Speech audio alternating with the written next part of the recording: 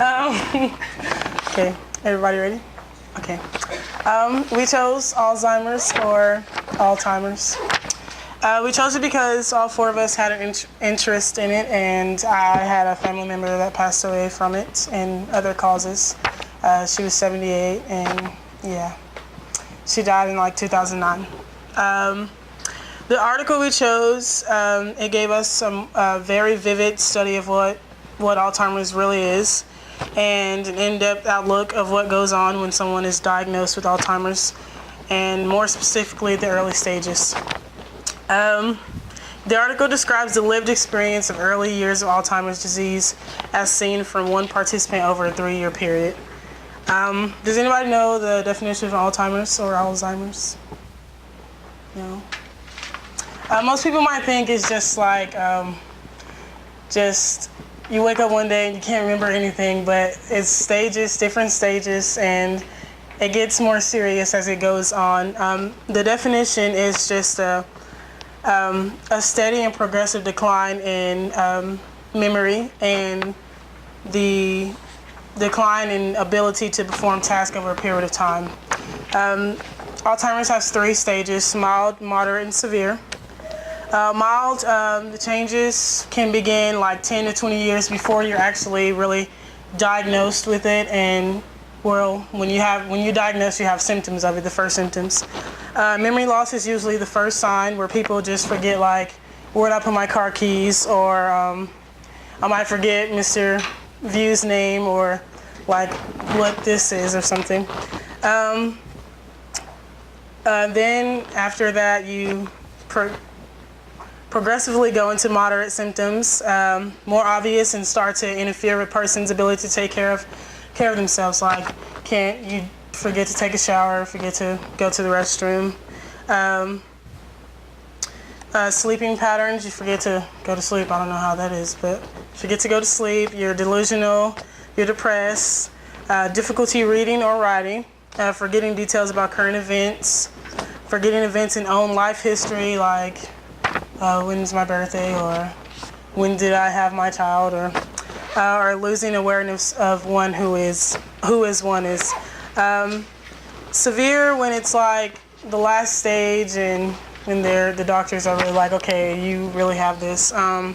You can no longer understand language, recognize family members, perform basic activities of daily living, such as eating, dressing, and bathing. And then that's when you just, I don't want to say erode into death, but it's just like, because that's what happened to my great-grandmother. She was only 78, and she was really young to die for Alzheimer's, but she was really bad when she was ready to go. Like, she didn't remember anything. Like, I would say my name, and she just like, wait, who? Just like, it's okay, it's okay. So, yeah, I'm going to pass it on to Alyssa.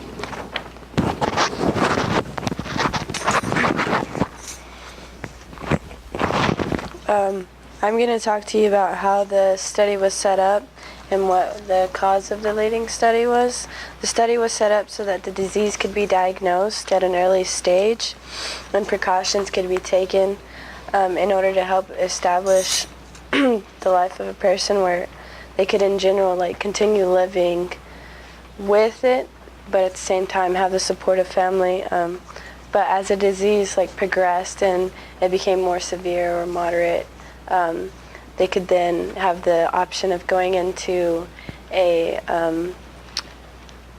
healthcare service or a nursing home or somewhere where they can be looked at around the clock, whereas family members, they always have to have someone coming in and out, and there's just it's just more time appropriate, I guess you could say.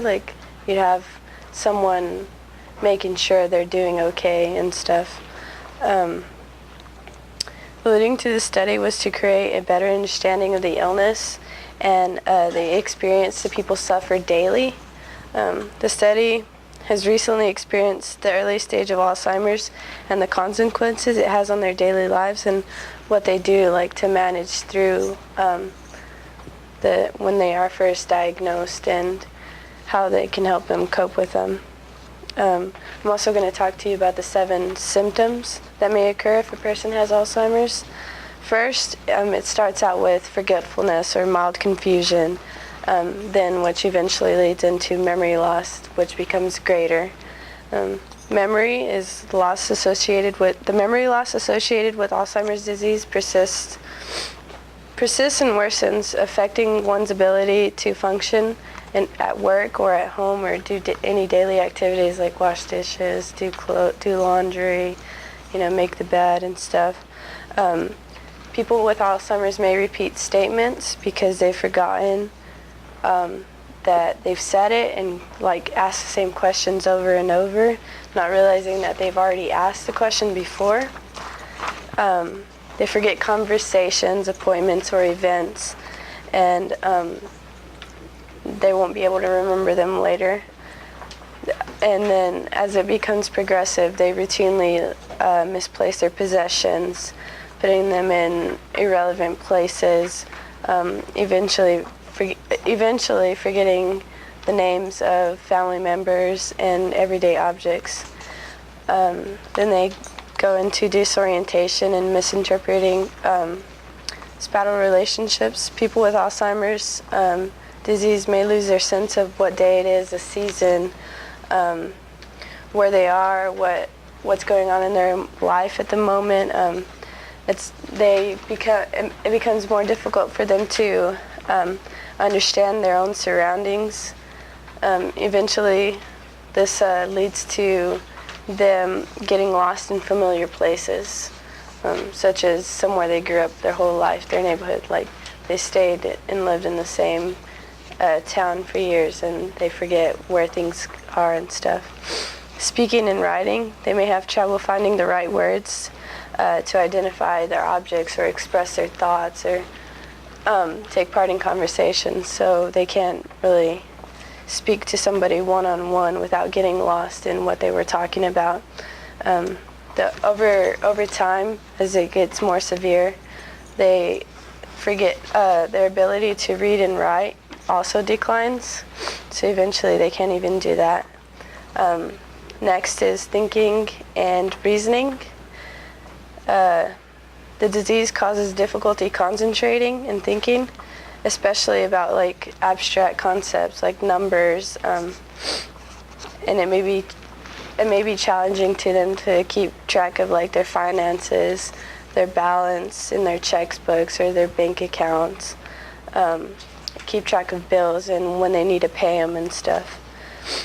And then these abilities may progress to inability to recognize and deal with the numbers, so eventually they can't even deal with the numbers and they're left with having someone manage their own finances and stuff. Another symptom is making judgments and decisions. So they lose their ability to respond effectively to everyday problems, such as burning food on the stove or unexpected driving situations can become increasingly challenging. Plotting and performing familiar tasks, if they did something every day, that eventually they forget that, hey, I did this every day, and it'll take more steps for them to get into that routine again. And these include planning and cooking a meal or playing a favorite game. Eventually, when it's advanced, they may forget how to perform basic tasks, like Diamond said, such as dressing or bathing themselves. Last is changes in personality and behavior. The brain changes. The brain changes while a person has Alzheimer's disease, and it can affect the way you act and the way you think and feel. Many symptoms that can come with the changes in their personality and behavior. A person may experience depression, social withdrawal, they lose friends, they don't talk to family members anymore, they seclude themselves. They often have mood swings, and eventually distrust in others, because since they can't manage their own finances, they might think people are stealing from them, or they just forget what what's really going on in that. Irritability and aggressiveness, changes in sleeping habits, wandering, loss of inhibitions, and delusions. Like I said, such as something has been stolen, like finances, or even if they misplace something and they can't find it later, they think it's been stolen from somebody or somebody took it from them. Next, Tyler will explain to you the methods used in the study.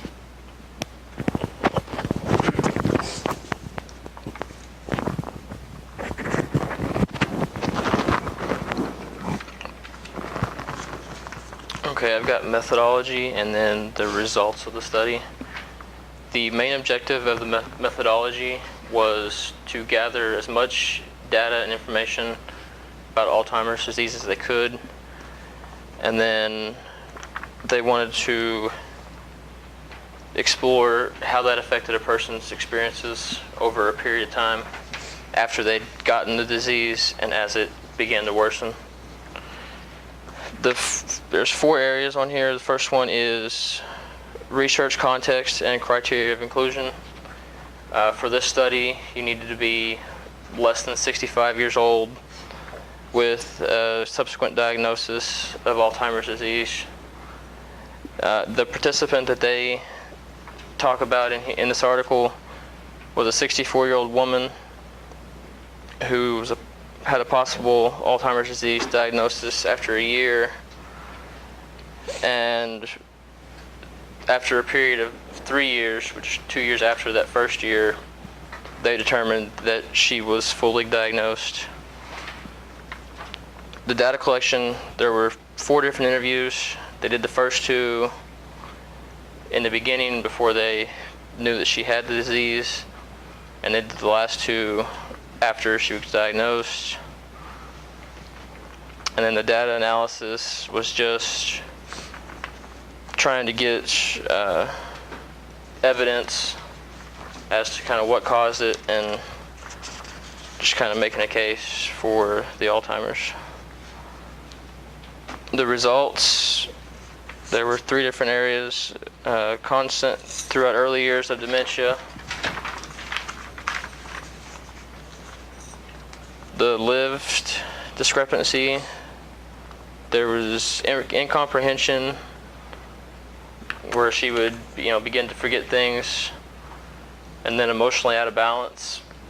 She would wonder why. In the beginning, she didn't even know she was forgetting things. It just was an occasional thing that happened, just like it happened to everybody. And then as it would worsen, she would, it would mess with her psychologically as to why am I forgetting things. Then the next part was personal responsibility.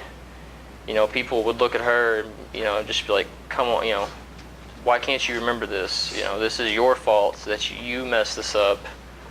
And so they kind of put the responsibility on her as to deal with it, and she would begin to try and resist the disease early on, thinking, I don't have a problem, I can work through this. And the next part is it triggered a motivative response. She was, again, confronted by others critically, not being supportive. She had a need for support, which for the most part she didn't get. The only real person she had to support her was her husband, who early on retired a couple years after she had gotten the disease. And she would get to the point where she didn't want to spend, as the disease worsened, she didn't want to spend time away from her husband because that was the one constant that she had. And if she had a need that needed to be met, she forgets something, she seemed to be more comfortable with him there as opposed to any time she spent away from him. It's what am I going to forget? What do I do if this happens? And, she just couldn't deal with it. The next part was self-protection. She tried to keep things as normal as she could. She would use reminders, writing things on a calendar, putting sticky notes somewhere so she would try and remember things. And then her self-evaluation, it was kind of hard for her to evaluate herself and think, what has this disease done to me? And most of the opinions of herself that she got were from other people. And they would say things, and that was just the way she felt, and that just seemed to be the way it was, because she couldn't grasp the whole entire concept of Alzheimer's disease. And then eventually, as it would get, later in the stages, she eventually got to the part where she just had to let go and realize, I have this disease, I can't prevent it, there's nothing I can do, and I basically just have to learn to live with it. And so the next part is receptiveness, and she would just try and live in the moment, not worry about what did I forget yesterday, or what am I going to forget 2 days from now, and just kind of focus in the moment and try and make the best of her situation. And then the last part was just process of personal adjustment, and she just tried to make her situation bearable, something that she could live with and cope with. And then that's it.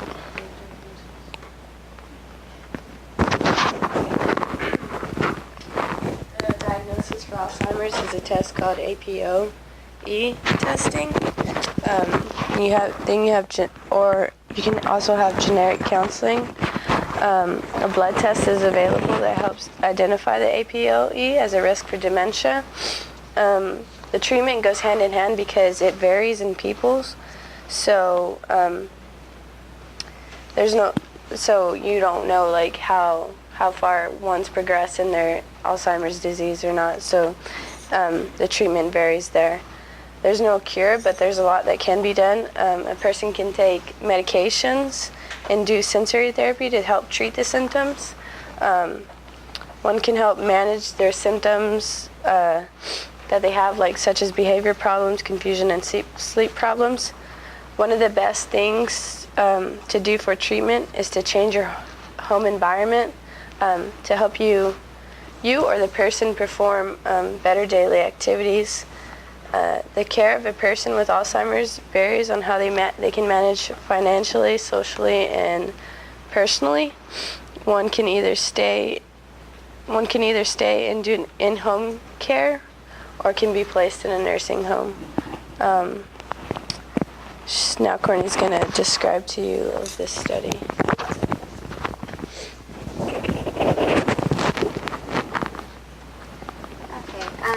The conclusions and findings of the study, they pretty much just came up with that the people with Alzheimer's disease, if they could make personal adjustments in their life, then they were the ones who could cope with the disease more. It said that there was a distinction between people who could make personal adjustments successfully and those who could not. And those who made the adjustments accepted the loss of their ability and adjusted to live without it, or live with it. And the other group was filled with just negative emotions and stress and sadness throughout their lives, and they couldn't handle it. They needed more support in their life. And the study suggests that the successful ones are the people who can come to terms with the disease, or those who could not. And the worldview and collision points, there was nothing directly just in the Bible about Alzheimer's, but the writers of the Bible, that they viewed old age as a blessing of life because they were the wisest at their oldest time in life. And another one was that Christians as children, they are not accountable for their sins. And Deuteronomy 1:39 says, "Moreover, your little ones that you should be preyed on their younger children, that this way we have knowledge of good or evil. They shall go in and into them will I give it, and they shall possess it." This, I think, just at some point applies to people with dementia, that they aren't in control of their mind, and it becomes like a child's mind again, and that they are no longer responsible for what they do.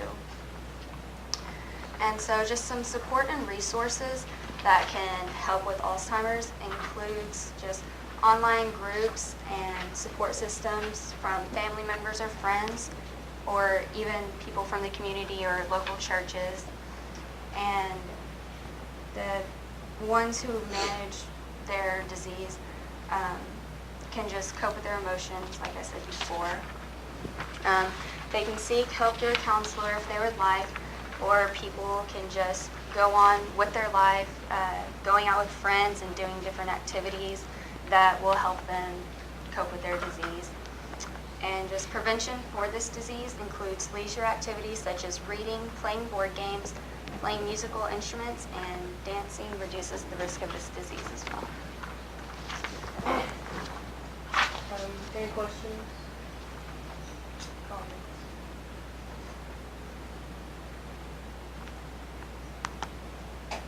I have a question. The prevention right here, it says like reading, playing board games, and playing musical instruments will help. Is that just, can that help them remember like family members' names, or does that just help with like the math part and like? It helps with like just memory, like because you have different board games, you have to do different things, so it helps the memory become stronger and more adaptive to it. Yeah. They're all fun things. You have to have all 7 symptoms to be classified as having Alzheimer's, or can you just have parts of? I think it varies just depending on where you're at with your Alzheimer's, because there was also seven stages, but there were sub-stages in it, and obviously there was mild, and then you had some stages, and then moderate, and then severe. So I just think it varies at what stage you're at. Is it genetic?